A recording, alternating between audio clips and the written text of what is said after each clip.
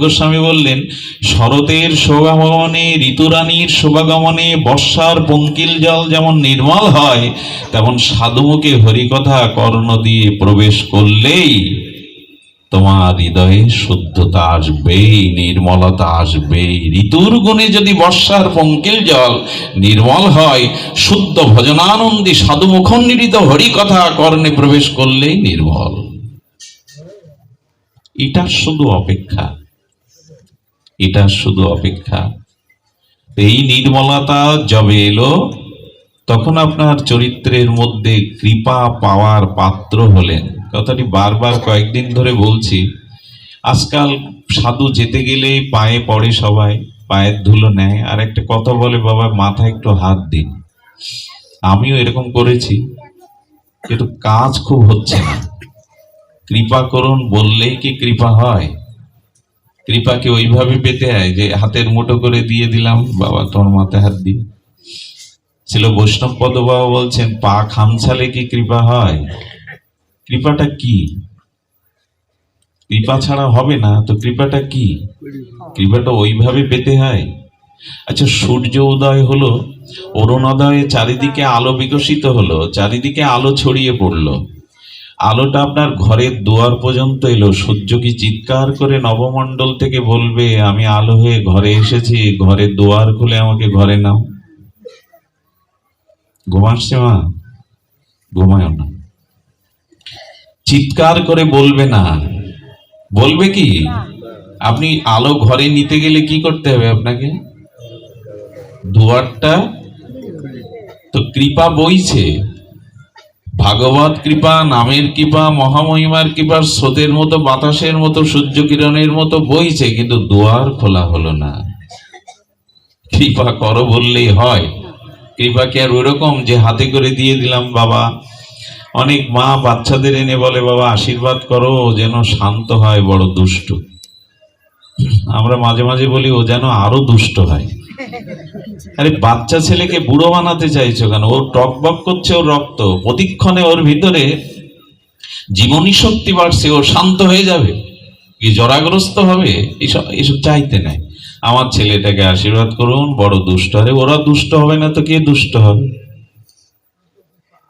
ওদের গ্রোথটা বাড়ছে, ওদের ভিতরে রক্ত টকবক করছে, ওরাই তো চঞ্চল হবে, ডান পিটে হবে। আশীর্বাদ করো বাবা যেন শান্ত হয়। কৃপায় করুণা করো, কৃপা করো, কাঁদছি পায়ে পড়ছে, এরকম না। কৃপা আছে, কৃপা বইছে, দুয়ার খুলে দিন। শ্রদ্ধা আনুন, হরিকথাতে বিশ্বাস আনুন, ওই দুয়ার খুলে দিন। সূর্যের আলো, সূর্য চিৎকার কোনোদিন করবে না। আচ্ছা, আপনি জানলা করেছেন কেন ঘরে? বাতায়ন, বাতাস আসবে বলে তো, আলো আসবে বলে, কিন্তু বাইরে বাতাস বইছে, জানলা বন্ধ, কি হবে? প্রকৃতিতে বাতাস বইছে, কৃপা বইছে, কিন্তু আপনি জানলা বন্ধ রেখেছেন। কৃপা নাইতে নাই। ভগবান বলছে, দেখো আমি গুরু রূপে কৃপা করতে এসেছি, আমি বিন্দাজি রূপে কৃপা করছি, আমি মালা তিলক রূপে কৃপা করছি, আমি হরিনাম রূপে কৃপা করছি, আমি তীর্থ রূপে কৃপা করছি, আমি গঙ্গা রূপে কৃপা করছি, আমি ভাগবত গীতা রূপে কৃপা করছি, আমি পিতামাতার আশীর্বাদ রূপে কৃপা করছি, বৈষ্ণব রূপে কৃপা করছি। আর কি? এত কৃপা খুঁজে পাচ্ছ না তুমি? তোমার জন্যই তো এত কৃপা ওপর থেকে নিচে নামালাম। আমরা কৃপা করো। আর হয়েছে আমাদের, জানলা বন্ধ করে বলছি, বাতাস এসো। এখন খুলতে হবে, আমার হৃদয়ের কপটটা খুলতে হবে। কপটতা থাকলে হবে না, কপটটা খুলতে হবে। আচ্ছা, স্বাতী নক্ষত্রের জল, যদি বৃষ্টির ধারাটা, জলটা স্বাতী নক্ষত্রে স্পর্শ করে হাতির মাথায় পড়ে, ওটা হয় গজমতি। আর যদি সর্পের মাথায় পড়ে, তবে ওটা হয় নাগমণি। আর সমুদ্রের শক্তি ঝিনুকের মধ্যে পড়লে ওটা হয় মুক্তা। জলই মুক্ত হয় স্বাতী নক্ষত্র স্পর্শ করলে। আচ্ছা, আকাশ থেকে স্বাতী নক্ষত্রকে জলটা পড়তে পড়তে পড়তে পড়লো, শক্তি বা ঝিনুকের মুখ বন্ধ, ওর গায়ের উপরে পড়লো, মুক্তা হবে তো? মুক্তা হতে এসেছিল, কিন্তু তোমার মুখ হরিনামের কৃপা আজও হয় না? এই যে বাবা বলছিলেন মহাপ্রভুর হরিনামে বাঘ হরিণ চুম্বন করছে, আজও হয়। আগুনে আজও পড়ে, আগুন বদলায়নি। জল আজও ভিজায়, এগুলো বদলায়নি। মাটি বদলায়নি, আকাশ বদলায়নি, চাঁদ সূর্য বদলায়নি। কাজ হচ্ছে না কেন? কাজ হচ্ছে না মানে বন্ধ।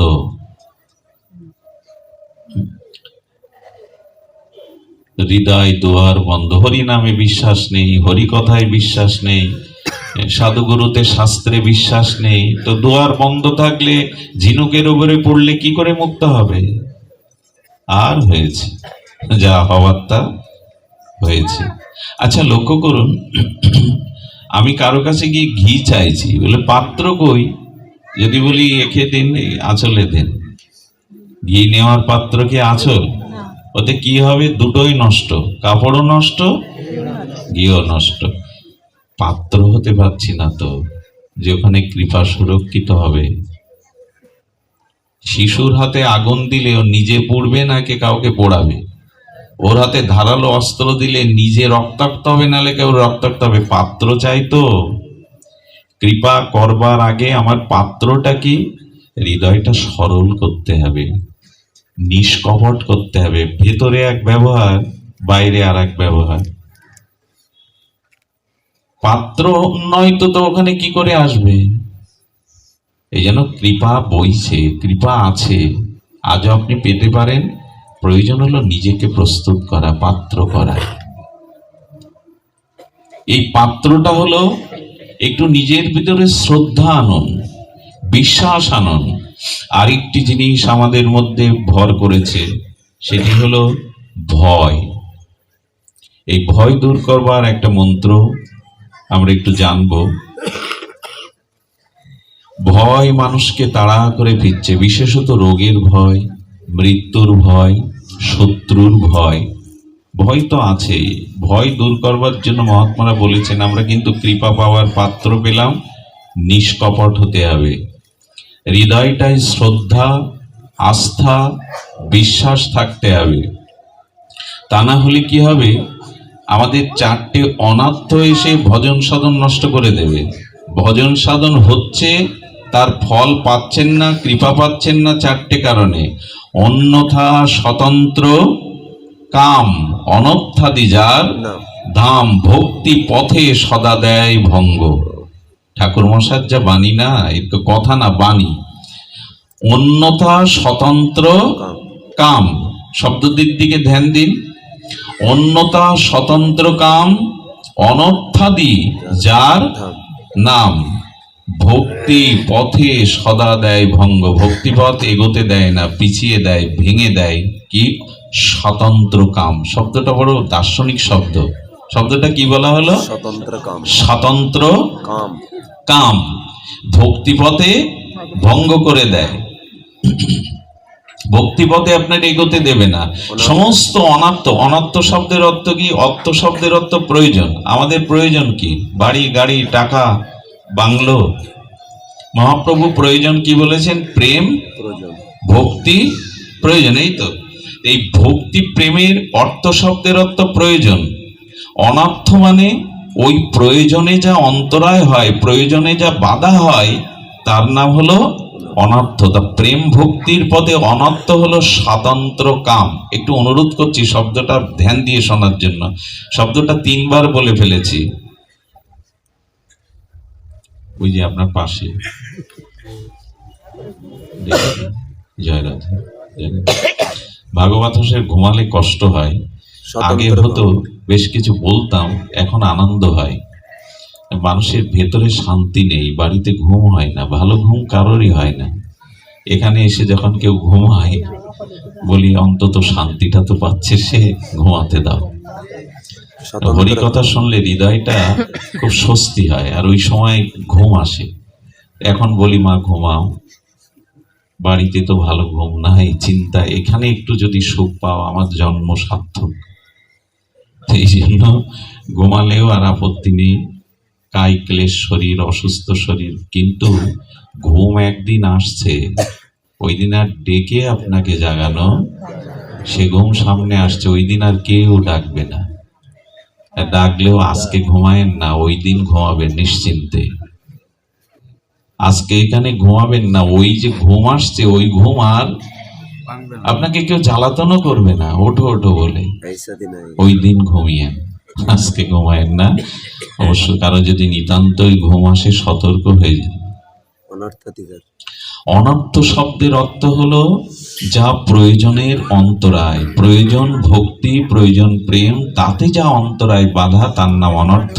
আর এই অনর্থ হচ্ছে স্বতন্ত্র কাম। শব্দটা আমি কয়েকবার বলে ফেলেছি, এক শব্দ বারবার বলা উচিত নয়, কিন্তু একটা পাথরের খুঁটিকে মাটিতে পুঁততে গেলে বারবার আঘাত করতে, একবার আঘাতে পোতে তো বারবার আঘাত করতে করতে শক্ত হয়ে মাটিতে পুঁতে যায়। কিছু শব্দ আছে বারবার বলতে হয় যাতে হৃদয়ে শক্তভাবে এঁটে যায়, সেটা হলো স্বতন্ত্র কাম। স্বতন্ত্র কাম মানে কামনা, বাসনা, ইচ্ছা। স্বতন্ত্র আবার কি? স্বতন্ত্র মানে এই তুলসী পাতাটার ইচ্ছা যে আমি বৃক্ষের সাথে যুক্ত থাকি, গাছের পাতাটার ইচ্ছা আমি গাছের সাথে, শাখার সাথে যুক্ত থাকি, এটাই তার ইচ্ছা, এটাই তার বাসনা। কারণ গাছের সাথে থাকলে আমি রস পাবো, আমি শুকিয়ে যাব না, আমার ভিতর রস থাকবে, শুকাবে না, ফল ফুল হবে। কিন্তু যখনই আমার স্বাতন্ত্র ইচ্ছায় তুলসী পাতাটা আলাদা করলাম, 2 ঘন্টা পর আর্দ্রতায় হোক রৌদ্রে হোক শুকিয়ে মরমর হয়ে গেল। ওই গাছের সাথে যুক্ত থাকাই ওর প্রয়োজন ছিল, ওইখান থেকে অন্য প্রয়োজনে যখন ওকে ছিন্ন করা হলো তখন কি হয়ে গেল? শুকিয়ে গেল। গাছের পাতাটা গাছে ছিল সমাজ সবুজ, ওকে ভেঙে মাটিতে ফেলে দেন, একদিন পরে শুকিয়ে গেল। এটা হলো স্বাতন্ত্র বাসনা, যে আমি গাছের সাথে থাকবো না, যুক্ত থাকবো না, আমি আলাদা থাকবো, এটা স্বাতন্ত্র। গাছের সাথে থাকাটাই তো পাতাটার, পত্রটার স্বাভাবিকতা। ও যখন ওর থেকে থাকবে না, আলাদা হলো, তখন শুকিয়ে যায় কিনা? গাছের সাথে থাকলে শুকায় কি? শুকায়। স্বাতন্ত্র কাম মানে, আচ্ছা চুলটা যতদিন মাথার সাথে যুক্ত আছে ততদিন এই চুলে সুগন্ধি তেল, চুল পরিপাটি করা, এই চুল নিয়েই তো ঠাকুর ঘরে যান নাকি?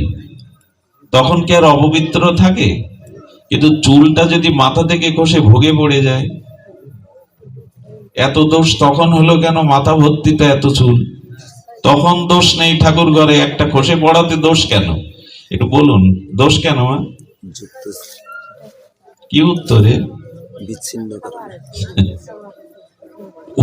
ওর প্রয়োজন ছিল মস্তকের সাথে যুক্ত থাকা, ওইটাই ওর স্বাভাবিক, কিন্তু স্বতন্ত্র ভাবে আলাদা হয়ে গেল। যেই আলাদা হলো অপবিত্রতা, ওই খাদ্য ভগবানকেও দেওয়া যাবে না, আপনিও পাবেন না। কি মজার ঘটনা দেখুন, যেই পাতাটা মূল থেকে, তার স্বাভাবিকতা থেকে স্বাতন্ত্র আলাদা করা হলো, তখনই ও শুকিয়ে যায়।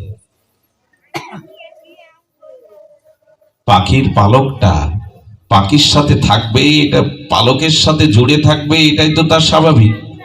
কিন্তু পাখির পালকটা যদি স্বাতন্ত্র হয়ে বলে আমি আলাদা হব, ঝরে পড়বো, ওর গতি কি হয়? ধুলাই পড়ে থাকে, আর উঠতে পারে তো?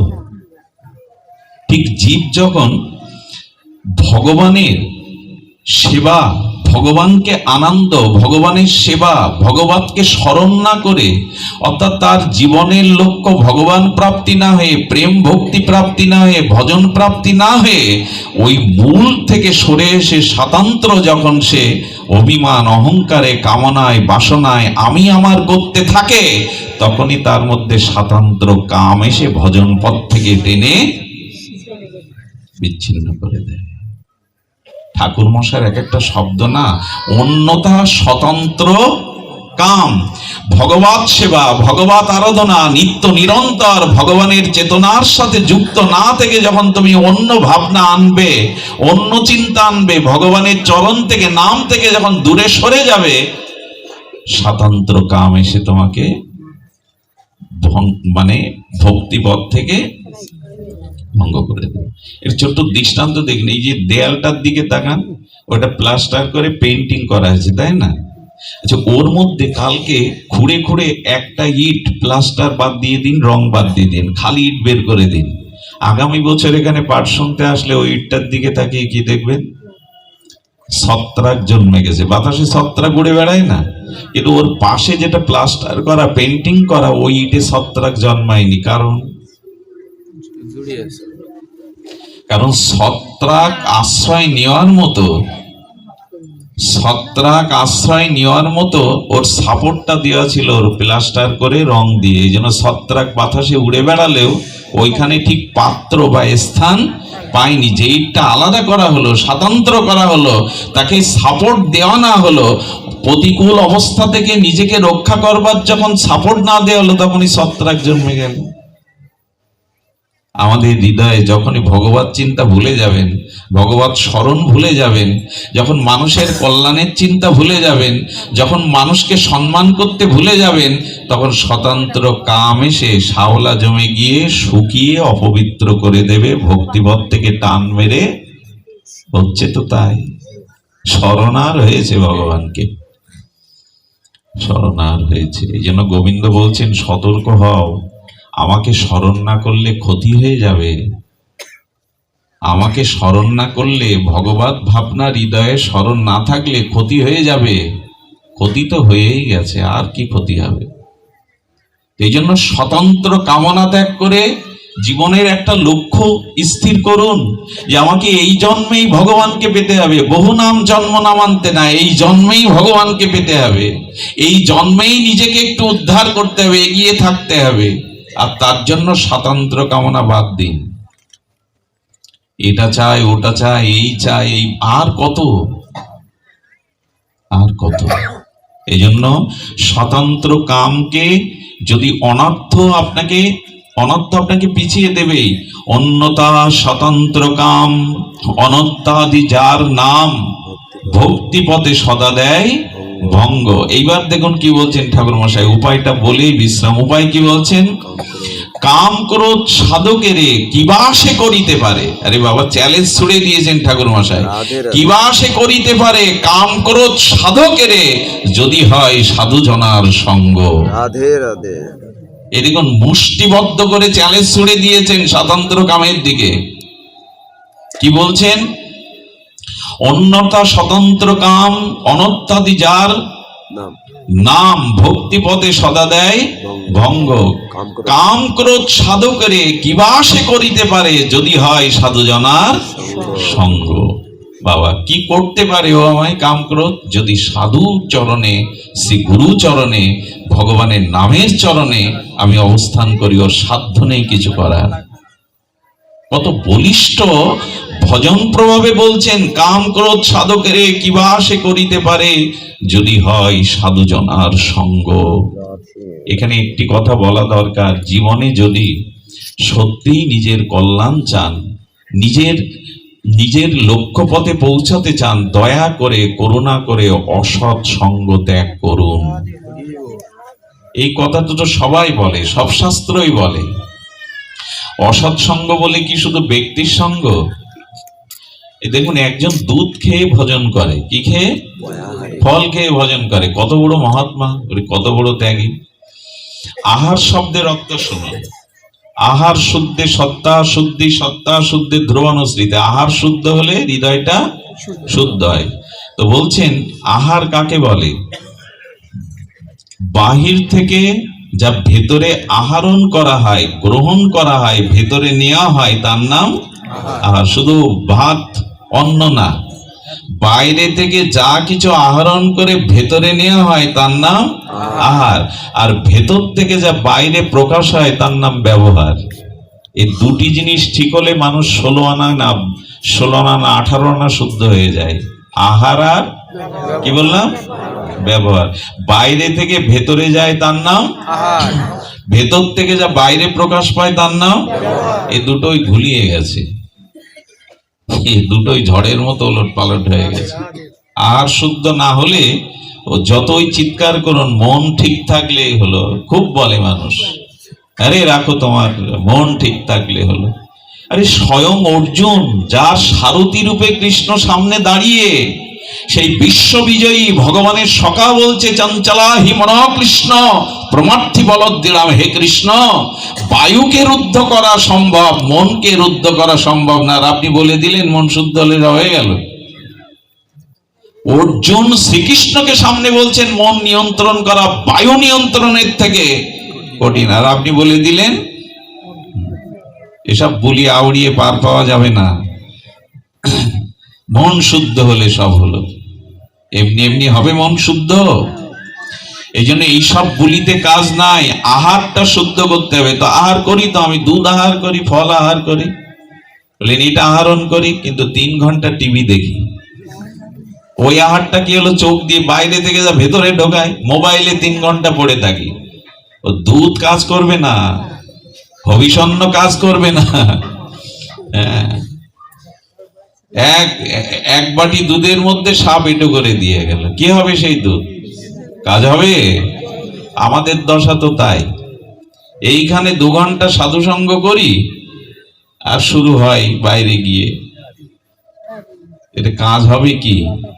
এই জন্য সৎসঙ্গ মানে ব্যক্তির সঙ্গ না, যার পাশে গেলে, যা দেখলে, যা দর্শন করলে, যা বললে চিত্তটা শুদ্ধ হয়, এরই নাম সৎসঙ্গ। এখানে বসে থাকাই শুধু সৎসঙ্গ। শুধু দুধ ফল খেলাম আর 3 ঘন্টা ধরে চোখ দিয়ে আহার করলাম, ওইগুলোতে কাজ হয়ে যাবে? অত সোজা না। আহার মানে বাইরে থেকে যা ভেতরে নেন আপনি, তো সেটা শুধু মুখ দিয়ে না, সব ইন্দ্রিয় দিয়ে। আর তখনই আপনার ব্যবহারটা শুদ্ধ হবে, মানবিক হবে, মনুষ্যত্বের পরিচয় আসবে আপনার মধ্যে। কাউকে আঘাত করতে গেলে 10 বার, অপমান করতে গেলে 10 বার ভাববেন। 3টে জিনিস আজকে একটু লিখে নিয়ে যান না। এই 3টে জিনিস যদি নিয়ে যান, আপনার জীবনে কুরুক্ষেত্র ঘটবে না। আমিও ওই কথা যেদিন জেনেছিলাম, সারা রাত ঘুমাতে পারিনি। আমি বললাম আমার জীবনে তো সব ভুল হয়ে গেছে এই 3টে জিনিসের দ্বারা। আমি মনে রাখতে চেষ্টা করেছি, যদি এই 3টে জিনিস আটকাতে পারি। এটা ব্যাস ভগবান দ্রৌপদীকে বলেছিলেন, খুব মার্মিক কথা বলেছিলেন। দ্রৌপদী, 3টে জিনিস যদি তুমি নিয়ন্ত্রণ করতে পারো, সংযত হতে পারো, কুরুক্ষেত্র যুদ্ধ আর বাঁধবে। সমস্ত কুরুক্ষেত্রের যুদ্ধের কারণ দ্রৌপদী। ভালো করে শুনুন, ব্যাস ভগবান বলছেন, ভগবানের জ্ঞান আবেশ অবতার দ্রৌপদীকে বলেছিলেন, দ্রৌপদী, কাউকে মূলত অপমান সহসা করবে, কাউকে অপমান করতে যাবে না। আর যদি কেউ কাউকে তুমি অপমান করেও বসো, তবে অনুশোচনা অনুতপ্তে তাকে প্রসন্ন করবে। আর যদি কেউ তোমাকে অপমানও করে, তবে তাকে পারতপক্ষে ক্ষমা করে দেওয়ার চেষ্টা করো, বিনিময় প্রতিশোধ নিতে চেষ্টা করো না। দেখুন, লক্ষ্য করুন, হস্তিনাপুরে যেদিন দুর্যোধন যায়, হস্তিনাপুর থেকে ইন্দ্রপ্রস্থে, নিউ দিল্লি, ওখানে বিশ্বকর্মার দ্বারা পাণ্ডবদের জন্য ভগবান সুন্দর অট্টালিকা নির্মাণ করেছে। সেটা এমন, সামনে জল, অথচ দেখা যাবে না, সমান মনে হবে। বুঝতে পারছেন কথা? সামনে জল, কিন্তু ওটা দেখা যাচ্ছে সমান। দুর্যোধন ওর সৌন্দর্য দেখতে দেখতে যাচ্ছে বাবা ইন্দ্রপ্রস্থে, এত মনোরম এই অট্টালিকা। ও যেতে যেতে যেতে যেতেও সমান্তরাল, সমান জায়গা মনে করে ওই জলেই পড়ে হোঁচট খেয়েছে। দ্রৌপদী হেসে বলছেন, অন্ধের ছেলে তো অন্ধ হবেই, এটাই কুরুক্ষেত্রের কারণ। দুর্যোধনের আগুন জ্বালিয়ে দিল, অন্ধের পুত্র তো অন্ধ হবে। উপহাসের হাসি সেই কথাটা তীরের মতো দুর্যোধনের বিঁধে গিয়েছিল। এই একটা অপমানের জন্যই কুরুক্ষেত্র। পারতপক্ষে কাউকে অপমান করতে যেও না। মহাপ্রভু বহু আগে, গৌর কথা কি বলবো, হাউমাউ কাঁদবো কি? মানুষ হতে পারিনি, মনুষ্যত্ব অর্জন করতে পারিনি, বিবেক বিচার নেই, তো হাউমাউ করে গড়াগড়ি দিয়ে কি করব? আগে তো মানুষ হতে হবে। অপমানটা করো না। ব্যাসদেব বললেন, তাহলে কুরুক্ষেত্রের সম্মুখে আমি দেখতে পাচ্ছি, হবে না। আমাদের জীবনে যত কুরুক্ষেত্র, তার মূল কারণ আমরা অন্যকে অপমান করেছি। এবং মহাপ্রভু বলে দিয়েছিলেন, জীবে সম্মান দিবে জানি কৃষ্ণ অধিষ্ঠান। অন্যকে সম্মান দাও, পারতপক্ষে অপমান করতে যেও না। এই অপমান শতগুণে তোমাকে একদিন পেতে হবে। দ্রৌপদী বুঝেছিল হাড়ে হাড়ে। দ্বিতীয়ত, কেউ যদি তোমাকে অপমান করে, প্রতিশোধ নিতে যেও না। প্রতিশোধ স্পৃহা কারো চিত্তে শান্তি কোনোদিন আনে না। সব জায়গায় ক্ষমা সুন্দর নয়। আমাদের ভাগবত কিশোর গোস্বামী বলেছেন, সাপ এলে জয়নি তাই বলবো? উচিত না। সীমান্তে যারা পাহারা দিচ্ছে তারা যারা শত্রু যদি দেশদ্রোহী আসে বন্দুক ফেলে দিয়ে বলবে হরে কৃষ্ণ, যেখানে যেটুকু। আচ্ছা, ডাক্তারদের কি বলবেন? ওরা বেশি হিংসুক, অঙ্গ কেটে বাদ দেয়, বুক চিরে দেয়, রক্তারক্তি করে দেয়, এদের কি বলবেন? হিংসা করছে। ওই আঙুলটুকু তো কাটতেই হয়, বুকটা তো চিরতেই হয়, নাহলে আমি সুস্থ হব না। কিছু কিছু হিংসা, হিংসা না, ওটা প্রয়োজন, ওটা প্রয়োজন। সব জায়গায় সব কিছু মেনে নেওয়া যায় না। হিংসাটা যদি মঙ্গলের উদ্দেশ্য হয়, কল্যাণের উদ্দেশ্য হয়, ডাক্তারের মতো করো, বুক চেরো, পা কেটে বাদ দাও, ওটা হিংসা না, ওটা বরঞ্চ সেবা। বোঝা যায় কি?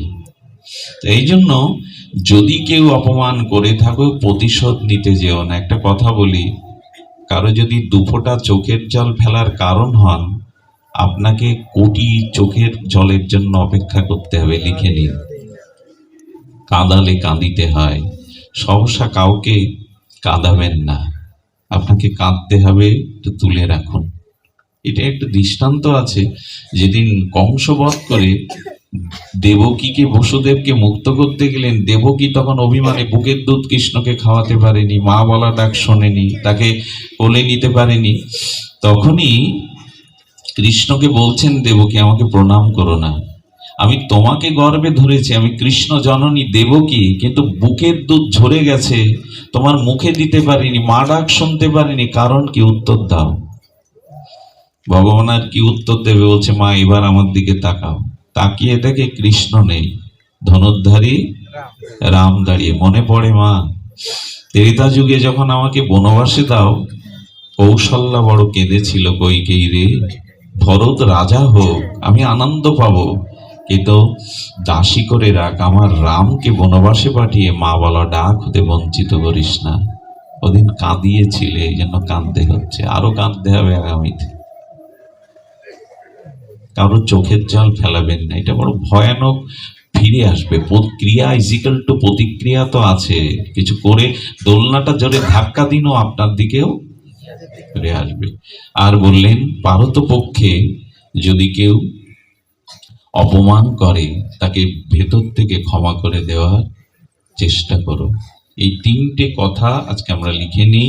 আমি একটু কথা বলেছিলাম, বলবো অল্প। আজকে ভারত থেকে এসেছি, 6 দিন ওখানে পাঠ করে বিশ্রামও পাইনি। কণ্ঠ দেখেই বুঝতে পারছেন না, নিজের ঢাক পেটাচ্ছি না।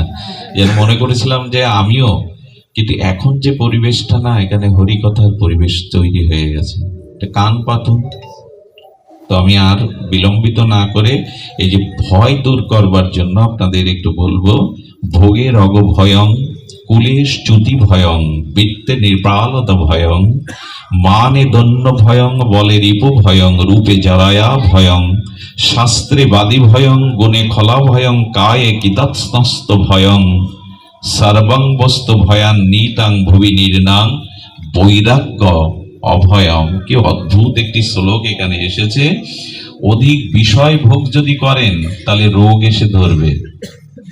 ভয়ের কারণ কি জানেন? যারা বেশি ভোগ করে, মনে করছে ভোগ করছে, কিন্তু রোগ এসে ধরে, রোগের ভয়। এই জন্য আপনাদের একটা কথা বলি, কথাটা ঠিক হবে কিনা জানি না, তবু বলি। আমাদের মানে আপনারা দেখবেন, ভারতের প্রধানমন্ত্রীকে নরেন্দ্র মোদী তার এই 10 বছরের অধিক প্রধানমন্ত্রীর পদে থেকে একদিনও ছুটি নেননি। কখনো পেপার পত্রিকায় পড়েছেন উনি কঠিন রোগে হাসপাতালে ভর্তি হয়েছেন? 70-এর ঊর্ধ্বে বয়স, কিন্তু উনি একদিন কোনোদিন ছুটি নেননি। ওনাকে অসুস্থ হতে আমিও কখনো সংবাদে শুনিনি, আপনারাও শুনবেন না। এর কারণ তিনি নিরামিষ আহার করেন, যোগ অবলম্বন করেন, সংযতভাবে চলার চেষ্টা করেন। সারা জীবন ওনার সংযমী জীবনের ইতিহাস, সে রাজনৈতিক শত্রু যে যাই বলুক, কিন্তু ওনার জীবন অনেকটা সংযতময়। এখনো দেখবেন বিমান থেকে নামতে গিয়ে হাত ধরতে হয় না। 70 বছরের এই মানুষটি নিজে নিজে বিমান থেকে নামে।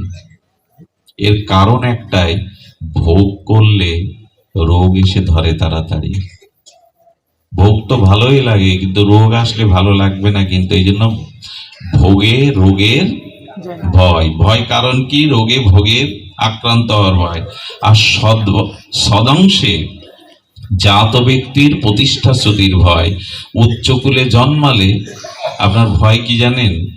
ভয় হলো উচ্চকুল থেকে আপনি পতিত হন কিনা। কারণ কর্ম করতে গিয়ে মনে হয় এই কর্মের দ্বারা আমি উচ্চকুল থেকে পতিত হব, কুল থেকে চ্যুত হওয়ার ভয়। আর অধিক ধন থাকলে ধন নষ্ট হওয়ার ভয়। উক্ত মানুষ সুখ নেই। একদিন আমি বুঝেছিলাম, আমার কাছে একজন